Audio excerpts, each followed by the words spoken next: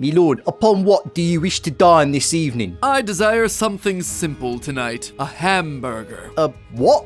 You know, a burger. Ground up beef wadded into a patty and then grilled. But you said ham. But it's actually beef. Try to stay with me here, kid. And on the side, I'd like some fried potatoes. Potato? Yes, potato! Boil them, mash them, stick them in a stew. Only in this case, I want them stuck into a big vat of hot oil. What is so hard about this? We're not magicians, me lord. We can't make fictional foods. They're not fictional! They're just across an ocean on a landmass that you don't even know exists yet. It is simple! God, no one is good at their jobs.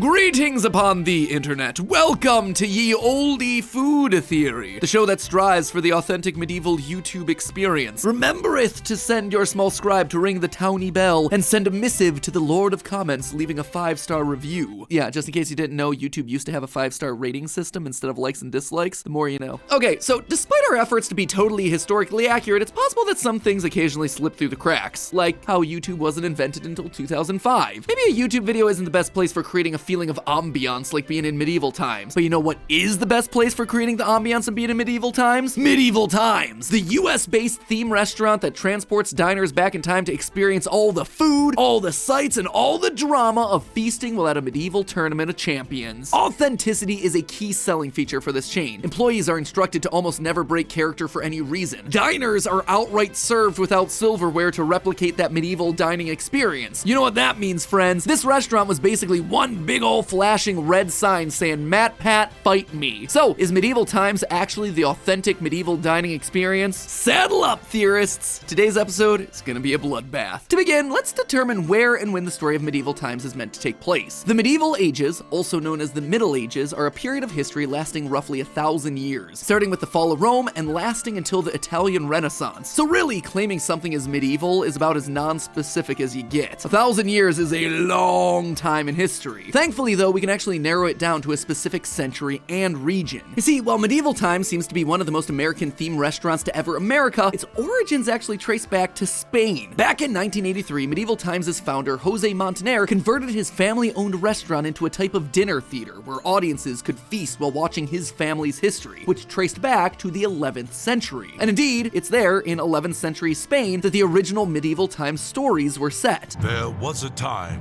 long ago, when a wise king sat upon a mighty throne. For many years, his realm grew and prospered, and the people lived under skies of peace and plenty. Yet there came a day when the rumor of war reached the ear of the king.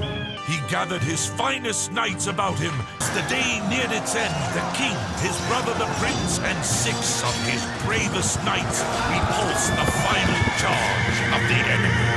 The day was won, but with the death of the prince, the kingdom was without a champion. That said, Medieval Times does update its story every few years, so it's possible that they might have migrated forward in time a bit. As such, I'm gonna give them a bunch of wiggle room. Let's say between the years 950 and 1250. This means, even if we're assuming the latest possible date here, Medieval Times still should be happening about 200 years before Columbus sailed the ocean blue, starting the massive cultural and economic upheaval that would eventually be known as the Columbian Exchange. And I call that event out specifically for good reason. You see, it's hard to overstate just how much of a cultural influence the Columbian Exchange had on the world at large. History classes usually only focus on the flow of colonists from Europe to the Americas, but the newly opened trade passages meant that plants, animals, diseases, and fungi were finding new homes in far-flung corners of the planet as boats and people constantly sailed back and forth across the Atlantic. This meant things like the introduction of brand new ingredients to European chefs. Things like sugar, chocolate, vanilla, all of that came into play in a brand new way and forever changed the way that recipes were designed. But even existing ingredients would transform as a result of all this. Sure, Europe had things like strawberries before the Columbian Exchange, but they were very small. But then these global explorers suddenly discover massive strawberries just growing in modern-day Chile and Peru. The conquistadors bring them back to Europe and start hybridizing them with the home breeds. Stack on another 600 or so years of innovation, scientific discovery, and selective breeding, and suddenly you have yourself a fruit that would almost be unrecognizable to a medieval European. So just right off the bat, living in the post-Columbian Exchange strange world is gonna make our food inauthentic tasting. The food that exists today, it's just gonna taste better 9 times out of 10 because our ingredients have the benefit of selective breeding and engineering. Also falling into the tastes inauthentic category are the drinks. I promise you, I scoured the internet searching for some kind of scholarly article about 11th century Spaniards adding lemon and lime juice to spring water, thereby creating a proto-Sprite, as it were. But alas, nobody in medieval Europe was drinking anything close to what we'd call a soda. Instead, many of the nobility would have been drinking wine and ale. So let's just start off with the wine, shall we? Modern wine is a triumph of vinting and science that would be utterly baffling to even the most masterful winemaker back in the Middle Ages. Yeast, the magic little fungi that digivolves boring old grape juice into palatable alcoholic wine, wasn't discovered as an individual organism until 1680. Before then, people had no idea what mechanism actually created the alcoholic flavor and effect. As a result, they would just take rotten grape juice and throw random stuff into it until it tasted okay. Winemaking was just a complete gamble here. They were trying anything from other fruit juices to herbs and spices to even powdered marble, trying to make it taste palatable. It was also thicker than the wine of today, so, you know, enjoy drinking your fermented grape sludge fortified with powdered rock. Bottoms up! Similarly, the ale that you could find in medieval taverns would be nothing like modern beer. Almost all modern beers use fresh cloned yeast as their base, which gives them a clean, light finish. Before the discovery of yeast, though, brewers had to rely on dregs from previous batches to serve as a yeast starter for their next brew, a lot like how a mother dough is used to bake sourdough. That means that beer in the medieval era would have had a flat, sour taste. In fact, this method is still used today, but it's used to create a very specific variety of beer known as exactly that, a sour. Back to the point though, if you really do want the most authentic medieval beverage experience, just order yourself a sour beer and then let it sit for about an hour or so before you drink it. Beyond that, hops, a key ingredient in most modern beers, didn't become a popular additive until the 12th century, so a bit too late for our purposes today. Hops adds a sharp, bitter taste to the beer, but more importantly, it acts as a preservative, allowing modern beers to have a shelf life of months, whereas medieval beer would have gone bad rather quickly. But even if you actively brewed using old yeast and used no hops, you're still likely getting a much cleaner, lighter tasting beer today, because nowadays we have stainless steel brewing kettles, we have filters, thermometers, clean-aged barrels. Compare all of that to the old wooden kegs and iron pots of ye olde times, and you can see that nowadays it's just a completely different food world. So the beer and wine might have had themselves a radically different taste from the Middle Ages, but at least they would have been there on the table. The food, on the other hand, well, it's just impossible. I couldn't find a single meal on the medieval times menu that was even possible to get in medieval Spain. We'll start off with the very first course for all attendees, tomato bisque. Tomatoes are delicious and are considered to be a staple of modern European foods, especially Italian food. But before the Columbian Exchange, tomatoes weren't available in Europe at all. Tomatoes are indigenous to South America, and as a result, they weren't grown in Britain until the 1590s. Some researchers actually credit the Spanish conquistador Hernan Cortez with bringing the seeds to Europe in 1519. And even then, people were still afraid of them. When Europeans first saw tomato leaves, they recognized them as being related to nightshade, a poisonous plant. That then made Europeans skeptical of eating tomatoes for a long time, meaning that even after the Columbian Exchange, it still took an additional 200 years for tomatoes to actually catch on as a food. That makes the bowl of tomato bisque that starts your medieval times meal about as historically accurate as giving a knight a musket. The next course is probably the most historically accurate, the salad. Everyone from the lowliest peasants to the richest noble would certainly have eaten their fair share of salads back in the Middle Ages, because meat was just expensive and difficult to produce. As a result, meat was reserved mostly for special occasions unless you were very well off. And even then, the powerful Catholic Church banned eating meat or even animal products on Fridays, Saturdays, and Wednesdays. That's right, in the Middle Ages, even the most powerful of noble was vegan 3 times a week. So a salad isn't out of place here at all. Might as well give medieval times a point for this one, because it is honestly the only point they're getting this episode. Moving on to the main course, we've got ourselves a few options. A half chicken, some barbecue pork ribs, kielbasa sausage, and a vegetarian hummus plate. So let's just go down the line, shall we? The half roasted chicken is probably the most realistic option of the bunch. Chickens first arrived in Europe via trade around 800 BC, so it's perfectly reasonable to think that Europeans were cooking and eating chickens in the 11th century. And because they were relatively easy to raise and slaughter, they presented a viable food option. That said, chickens weren't as common as beef or pork because they required more care and attention than your typical pig or cow. As a result, chickens were often reserved for special occasions like feasts or holidays. Pigs, also viable on the tasting menu. They were domesticated thousands of years ago, so it's not unreasonable to think that our medieval feast would have had some pork ribs. Sure, their barbecue sauce wouldn't have been loaded with sugar and tomato paste like modern barbecue sauces, but they would season their meats with spices and wine, so pretty darn close, considering how loose the definition of barbecue sauce can get sometimes, I'm gonna count it. The third choice of meat though, that right there is the clear deal breaker. The kielbasa sausage was an invention of 14th century Poland, putting it 2 to 3 centuries ahead of where we're at in history. That said though, sausage itself is ancient, and some form of a sausage dish would have been popular in 11th century Spain. There was a popular Roman pork sausage named lucanica that might have held the top spot in Spain around this time, so not quite kielbasa, but still something close. No, in this case, the vegetarian option is the clear loser of the bunch. The hummus plate, that just ain't happening. On the one hand, dishes involving chickpeas, lentils, lemon juice, and garlic go back for thousands of years. On the other hand, the first recipe known for anything resembling hummus comes from the 13th century, and even then, it is barely what we'd call hummus today. At the end of the process, the 13th century hummus was rolled thin and then left to dry all night. Doesn't exactly sound like the kind of soft dip that we'd be expecting to get served as part of our kingly feast. But of them all, it's not actually the main part of the main course that makes all of these impossible, rather it's the side dish, the roasted potatoes. Now, when you think of potatoes, you probably think of the Irish, right? And the great potato famine that depopulated the country so badly that it still hasn't been able to recover to a population larger than its 1840 peak. But believe it or not, potatoes didn't originate in Ireland, nor did they originate in Russia where they make vodka of this stuff. Instead, the potato has its origins in the Andes Mountains of South America. Yeah, I was shocked by that fact too. Believe it or not, potatoes didn't make it over to Europe until the late 16th century. It seems crazy to say, but the stereotype of a poor European potato farmer, that's a new stereotype. As recently as 400 years ago, potatoes were still a complete mystery to Europeans. You know what else was a mystery to them? Corn, another staple food item that was introduced to Europe as part of the Columbian Exchange.